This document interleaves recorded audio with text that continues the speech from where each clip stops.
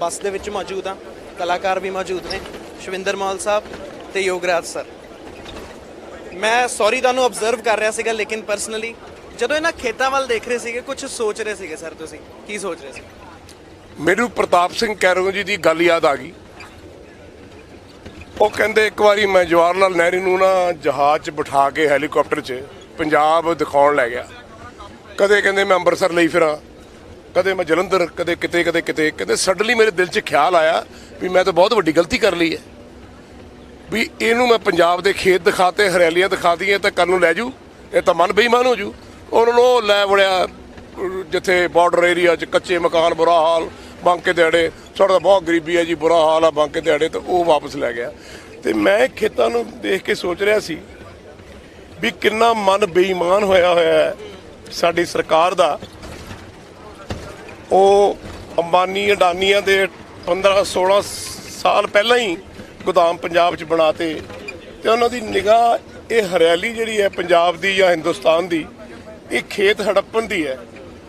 ਔਰ ਉਹ ਇਹ ਸੋਚਦੇ ਹੋਣੇ ਵੀ ਇੱਥੇ ਵੱਡੇ ਵੱਡੇ ਸਾਡੇ 300 ਕਿੱਲੇ 'ਚ ਸਾਡੀ ਕੋਠੀ ਹੋਊਗੀ, ਡਰਾਈਵ ਇਨ ਡਰਾਈਵ ਆਊਟ ਹੋਊਗਾ, ਤੇ ਜਿਹੜੇ ਇਹਨਾਂ ਦੇ ਕਿਸਾਨ ਨੇ, ਅੰਨਦਾਤਾ ਨੇ, ਉਹ ਸਾਡੀ ਨੌਕਰੀ ਕਰਿਆ ਕਰਨਗੇ। ਉਹ ਮੇਰੇ ਮਨ 'ਚ ਅਵਸਥਾ ਚੱਲ ਰਹੀ ਸੀ ਜਿਹੜਾ ਸਵਾਲ ਤੁਸੀਂ ਪੁੱਛਿਆ ਸੀ। ਉਹਨੂੰ ਦੇਖ ਕੇ ਮੇਰੀ ਰੂਹ ਮੈਨੂੰ ਪੁੱਛ ਰਹੀ ਸੀ ਵੀ ਤੁਸੀਂ ਹੋਣ ਦਿਓਗੇ ਇੱਦਾਂ। ਤੇ ਮੈਨੂੰ ਆਵਾਜ਼ ਇਹ ਆਈ ਸੀ ਖੁਦਾ ਤੋਂ ਕਿ ਇਹ ਤੇਰਾ ਸੀਸ ਤਾਂ ਲਿਜਾ ਸਕਦੇ ਆ, ਪਰ ਤੇਰੇ ਖੇਤ, ਤੇਰੇ ਅੰਨਦਾਤਾ ਦੇ ਨਹੀਂ ਲਿਜਾ ਸਕਦੇ। ਮੈਂ ਇਹ ਜਦੋਂ ਅਸੀਂ ਤੁਹਾਡੇ ਨਾਲ ਗੱਲਬਾਤ ਕਰਦੇ, ਪਹਿਲਾਂ ਵੀ ਬਹੁਤ ਵਾਰੀ ਇੰਟਰਵਿਊ ਕੀਤਾ, ਪ੍ਰੋਫੈਸ਼ਨਲ ਜਿਹੜਾ ਇੰਟਰਵਿਊ ਹੋ ਗਿਆ ਉਸ ਬਹੁਤ ਪਹਿਲਾਂ ਹੀ ਅਸੀਂ ਸਾਈਡ ਤੇ ਰੱਖ ਦਿੰਦੇ। ਬਹੁਤ ਪਰਸਨਲ ਜਿਹੜਾ ਇੰਟਰਵਿਊ ਹੋ ਜਾਂਦਾ ਤੁਹਾਡੇ ਨਾਲ, ਔਰ ਬਹੁਤ ਦਿਲ ਦੀਆਂ ਗੱਲਾਂ ਜੁੜਦੀਆਂ ਨੇ। ਹਿਸਟਰੀ ਬਹੁਤ ਔਖਾ ਸਬਜੈਕਟ ਲੱਗਦਾ ਵਿਦਿਆਰਥੀਆਂ ਨੂੰ, ਇਸ ਕਰਕੇ ਉਹਨੂੰ ਬਹੁਤ ਘੱਟ ਤਰੀਕੇ ਨਾਲ ਪੜ੍ਹਦੇ ਆ। ਲੇਕਿਨ ਜਦੋਂ ਇੱਥੇ ਉਹਨਾਂ ਨੇ ਆ ਕੇ ਦੇਖਿਆ ਕਿ ਜਿਸ ਤਰ੍ਹਾਂ ਦੀ ਡਿਕਟੇਟਰਸ਼ਿਪ ਚੱਲਦੀ ਪਈ ਹੈ, ਉਹਨਾਂ ਵਿਦਿਆਰਥੀਆਂ ਨੇ ਕਹਿੰਦੇ ਕਿ ਅਸੀਂ ਘਰ ਜਾ ਕੇ ਆਪਣੀ ਹਿਸਟਰੀ ਦੀਆਂ ਕਿਤਾਬਾਂ ਪੜ੍ਹੀਆਂ, ਕਹਿੰਦੇ ਸਿਮਿਲਰ ਚੀਜ਼ਾਂ ਸਾਨੂੰ ਹੁੰਦੀਆਂ ਹੋਈਆਂ ਨਜ਼ਰ ਆ ਰਹੀਆਂ, ਔਰ ਸਾਨੂੰ ਇਦਾਂ ਲੱਗ ਰਿਹਾ ਕਿ ਉਹਨਾਂ ਦੀ ਜਗ੍ਹਾ ਅੱਜ ਅਸੀਂ ਬੈਠੇ ਹੋਏ ਹਾਂ। ਮੈਨੂੰ ਇਸ ਗੱਲ ਦੀ ਬੜੀ ਖੁਸ਼ੀ ਹੈ ਤੁਸੀਂ ਇਹ ਸਵਾਲ ਪੁੱਛਿਆ ਹੈ। You are the first man and I appreciate it. ਜਦ ਮੈਂ ਰੈਲੀ ਸ਼ੁਰੂ ਕੀਤੀਆਂ ਸੀ ਤਾਂ ਮੈਂ ਹਿੰਦੁਸਤਾਨ ਦੀ 2000 ਸਾਲ ਦੀ ਹਿਸਟਰੀ ਸੁਣਾ ਰਿਹਾ ਸੀ। ਤੁਹਾਨੂੰ ਯਾਦ ਹੈ? Right from Ghaznavi, right from Taimur, ਸਾਰਾ ਕੁਝ ਉਹ ਸੁਣਾ ਰਿਹਾ ਸੀ ਕਿ ਸਾਡੇ ਦੇਸ਼ 'ਚ ਕੀ ਹੋ ਰਿਹਾ ਸੀ। ਔਰ ਤੁਹਾਨੂੰ ਪਤਾ ਹੀ ਹੈ ਸਾਡੇ ਦੇਸ਼ 'ਚ ਕੀ ਹੁੰਦਾ ਰਿਹਾ। ਫਿਰ ਔਰੰਗਜ਼ੇਬ ਤੱਕ ਹੈ ਨਾ, ਫਿਰ ਉਸ ਤੋਂ ਬਾਅਦ ਸਿੱਖ ਬਣਾਉਣੇ ਪਏ। ਸਿੱਖ ਦੀ ਕ੍ਰੀਏਸ਼ਨ ਕਿਉਂ ਕਰਨੀ ਪਈ ਗੁਰੂ ਗੋਬਿੰਦ ਸਿੰਘ ਜੀ ਨੂੰ? ਕਿਉਂਕਿ ਮੁਗਲ ਜਿਹੜੇ ਸੀ ਉਹ ਬੜੇ ਤਕੜੇ, 7-7 ਫੁੱਟ 8-8 ਫੁੱਟ, ਬਾਬਰ 7 ਫੁੱਟ 4 ਇੰਚ ਦਾ ਸੀ, 2 ਬੰਦੇ ਕੱਛ 'ਚ ਲੈ ਕੇ 60 ਫੁੱਟ ਦੀ ਕੰਧ ਚੜ੍ਹ ਜਾਂਦਾ ਸੀ, ਐਡੇ ਤਕੜੇ ਸੀ। ਤਾਂ ਕਹਿੰਦੇ ਸੀ ਮੈਂ ਕ੍ਰੀਏਟ ਕਰਨੀ ਹੈ ਇੱਕ ਇਹੋ ਜਿਹੀ ਫੌਜ ਜਿਹੜੀ ਮੁਗਲਾਂ ਨਾਲ ਟਾਕਰਾ ਲੈ ਸਕੇ। ਤੇ ਉਹਨਾਂ ਨੇ ਫਿਰ ਸਾਰੀ ਆਪਣੀ ਹਿੰਦੁਸਤਾਨ ਦੀ ਕੌਮ 'ਚੋਂ ਇੱਕ ਇੱਕ ਬੰਦਾ ਲੈ ਕੇ 5 ਪਿਆਰੇ ਬਣਾ ਕੇ ਤੇ ਸਿੱਖ ਕੌਮ ਬਣਾਈ, ਤੇ ਆਪਾਂ ਮੁਗਲਾਂ ਦਾ ਸਤਿਆਨਾਸ਼ ਕਰਕੇ ਜੜ ਪੁੱਟ ਕੇ ਬਾਹਰ ਮਾਰੀ।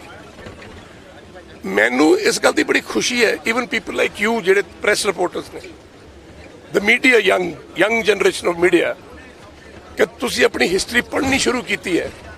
ਜਿਸ ਕੰਟਰੀ ਨੂੰ ਆਪਣੀ ਹਿਸਟਰੀ ਦਾ ਨਹੀਂ ਪਤਾ ਉਹ ਕਦੇ ਤਰੱਕੀ ਨਹੀਂ ਕਰ ਸਕਦੀ ਉਹ ਦੇਸ਼। ਜਿਸ ਫੈਮਿਲੀ ਨੂੰ ਆਪਣੇ ਵੱਡ ਵਡੇਰਿਆਂ ਦਾ ਨਹੀਂ ਪਤਾ, ਮੈਨੂੰ ਮੇਰੀਆਂ 9 ਪੁਸ਼ਤਾਂ ਦਾ ਪਤਾ ਹੈ। ਭਾਈ ਜੋਗਾ ਸਿੰਘ ਮੇਰੀ 9ਵੀਂ ਪੁਸ਼ਤ ਹੈ, ਬਾਬਾ ਖੜਕ ਸਿੰਘ, ਬਾਬਾ ਗਿਆਨ ਸਿੰਘ, ਬਾਬਾ ਜ਼ੋਰਾਵਰ ਸਿੰਘ, ਬਾਬਾ ਬਘੇਲ ਸਿੰਘ, ਸਰਦਾਰ ਭਾਗ ਸਿੰਘ, ਯੋਗਰਾਜ ਸਿੰਘ, ਯੁਵਰਾਜ ਸਿੰਘ। ਮੈਨੂੰ ਪਤਾ ਮੇਰੇ ਵੱਡ ਵਡੇਰੇ ਕਿੱਦਾਂ, ਕਿਸ ਬਲੱਡ ਲਾਈਨ ਤੋਂ ਆ। ਇਸ ਕਰਕੇ ਮੈਂ ਹਿਸਟਰੀ ਸੁਣਾ ਰਿਹਾ ਸੀ 6 ਮਹੀਨੇ ਤੋਂ, ਔਨ ਐਂਡ ਔਨ, ਤੇ ਬੜਾ ਕੁਝ ਬੋਲੇ ਵੀ, ਮੇਰੀਆਂ ਕੱਟ ਕਟਾ ਕੇ ਇਹਨਾਂ ਨੇ ਰਿਲੀਜਨ ਤੇ ਗੱਲ ਲਿਆਂਦੀ, ਵਿਚ ਵਾਸ ਸੋ ਬੈਡ। ਮੈਨੂੰ ਦੁੱਖ ਵੀ ਬੜਾ ਹੋਇਆ, ਬਟ ਐਨੀਵੇ ਮੈਨੂੰ ਖੁਸ਼ੀ ਹੈ। ਔਰ ਆਪਾਂ ਜਿੰਨੀ ਹਿਸਟਰੀ ਪੜ੍ਹਾਂਗੇ ਓਨਾ ਹੀ ਤੁਹਾਡਾ ਦੇਸ਼ ਤਰੱਕੀ ਕਰੂਗਾ, ਤੁਹਾਡੀ ਸੋਚ ਤਰੱਕੀ ਕਰੂਗੀ। ਕਿਉਂਕਿ ਯੂਰਪ ਦੇ ਵਿੱਚ ਚਲੇ ਜਾਓ, ਅਸੀਂ ਸੱਜਣ ਸਿੰਘ ਰੰਗਰੂਟ ਦੀ ਸ਼ੂਟਿੰਗ ਕਰਨ ਗਏ ਸੀ ਐਸੈਕਸ, ਇੰਗਲੈਂਡ ਦੇ ਵਿੱਚ। ਉੱਥੇ ਪੁਰਾਣੇ ਬੰਕਰਸ, ਵਰਲਡ ਵਾਰ 1, ਵਰਲਡ ਵਾਰ 2 ਦੇ ਸਾਰੇ ਜਹਾਜ਼, ਉੱਦਾਂ ਦੀ ਹਰ ਚੀਜ਼ ਸੰਭਾਲ ਕੇ ਰੱਖੀ ਸੀ। And every Saturday and Friday ਉਹ ਬੱਚਿਆਂ ਨੂੰ ਲਿਆਉਂਦੇ ਸੀ, ਦੱਸਦੇ ਸੀ ਕਿ ਇਸ ਤਰ੍ਹਾਂ ਕਰਕੇ ਵਾਰ ਹੋਈ, ਆਹ ਕੁਛ ਹੋਇਆ। ਇੰਡੀਆ ਦੇ ਵਿੱਚ ਦ ਓਨਲੀ ਪ੍ਰੋਬਲਮ ਇਜ਼ ਕਿ every youngster, every teenager should read the history of this country, ਕਿ 2000 ਸਾਲ ਪਹਿਲਾਂ, 7000 ਸਾਲ ਪਹਿਲਾਂ ਇਸ ਦੇਸ਼ ਦਾ ਕੀ ਹਾਲ ਸੀ, ਕੈਸਾ ਸਮਾਂ ਸੀ।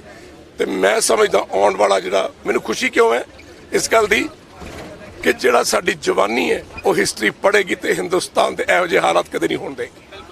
ਔਰ ਇਹ ਗੱਲਾਂ ਬਹੁਤ ਸੱਚੀਆਂ ਨੇ ਔਰ ਹੋਣਗੀਆਂ ਵੀ ਔਰ ਹੁੰਦੀਆਂ ਹੋਈਆਂ ਨਜ਼ਰ ਵੀ ਆ ਰਹੀਆਂ। I am very happy, God bless you.